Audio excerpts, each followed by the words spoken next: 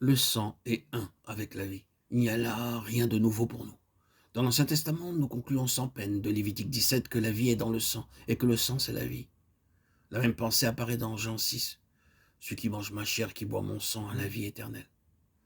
Le sang est un avec la vie, ce qui signifie que c'est par le sang, c'est-à-dire par notre foi au sang du Seigneur Jésus, par notre acceptation explicite de tout ce que le sang représente pour notre péché.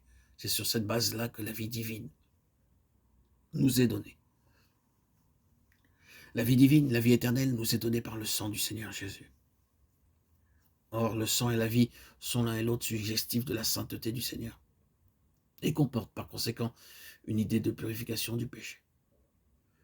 Si après être tombés dans le péché, nous ne rentrons pas dans l'ordre par une repentance immédiate et une humble et sincère confession devant le Seigneur, la vie divine en nous se trouve arrêtée et paralysée. Il y a quelque chose qui la bloque. Si le sang et la vie sont ainsi indissolublement liés l'un à l'autre, il en résulte que tout péché toléré, tout péché qui n'a pas été confessé, dont on ne s'est pas repenti, met la vie en échec en nous. Et l'action purificatrice du sang est suspendue. Nous sommes en état de souillure. Le péché demeure attaché à nous. Nous sommes et nous restons tachés. Aussi, Jean écrit-il dans le passage mentionné, « Si nous marchons dans la lumière comme il est lui-même dans la lumière, nous sommes en communion les uns avec les autres. Et le sang de Jésus-Christ, son Fils, nous purifie de tout péché. » Jean 6.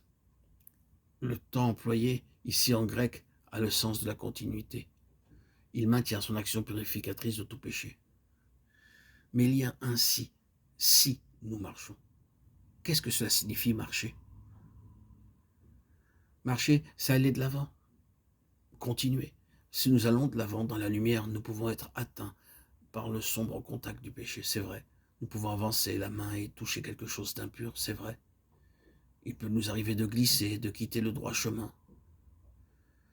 Mais tout cela peut être immédiatement mis en règle avec le Seigneur. Nous pouvons aller de l'avant si nous mettons les choses en ordre immédiatement. Nous pouvons aller de l'avant dans la lumière. Et le sang de Jésus-Christ, son Fils, continue à nous purifier.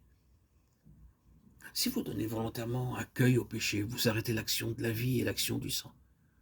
Si au moment où le Saint-Esprit vous montre dans votre vie quelque chose qui est mal, vous ne le confessez pas, vous n'y mettez pas ordre, vous ne plaidez pas les effets du sang, vous arrêtez l'action divine et vous ne pourrez pas faire un seul pas de plus.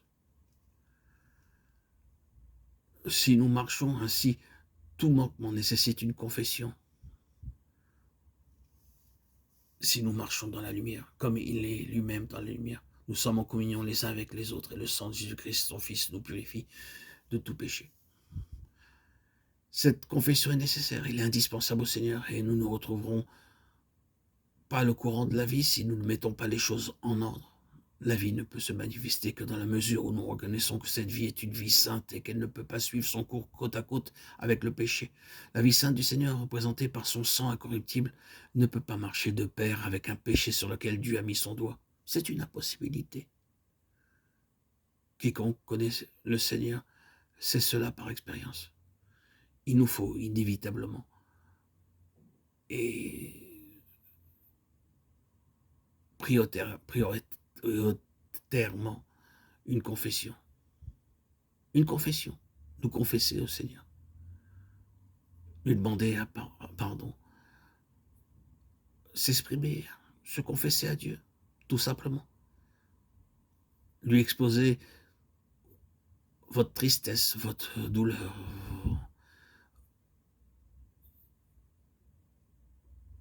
votre chair. C'est la seule manière d'avancer dans la purification, dans la sanctification.